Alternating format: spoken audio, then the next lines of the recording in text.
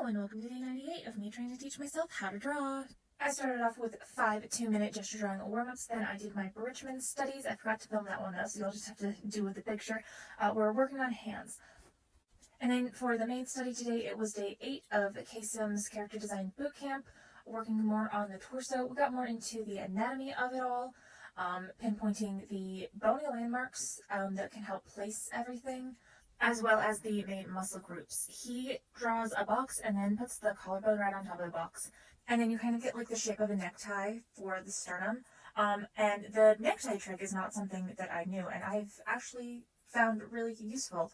The biggest difference between how I tend to draw torsos and how he's showing it is he uses like an actual box, whereas I tend to use what I learned from Bridgman and use kind of like a half box that has an arch at the bottom to kind of show the rib cage.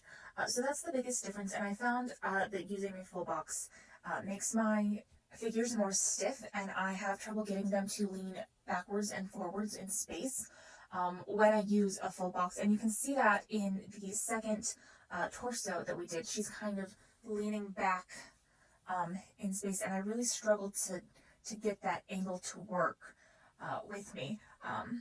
I also, on the first torso, his arm is placed, like his shoulder is placed weird behind one of his pec muscles.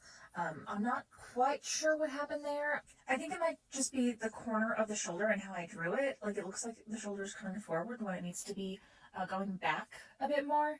I think that's the problem. I'm not sure.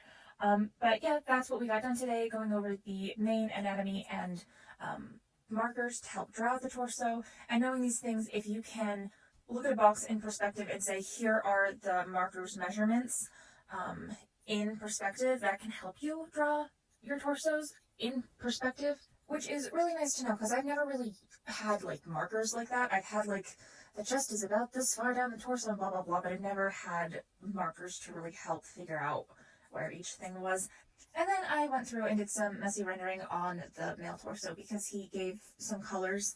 And I liked them and wanted to mess around. And by messy rendering, I mean I duplicated the line art layer, I hid the original line art layer, then I smudged out the duplicated layer into where I wanted my shadows, slapped some highlights on top of that, and then added in a couple more shadows just to deepen things up.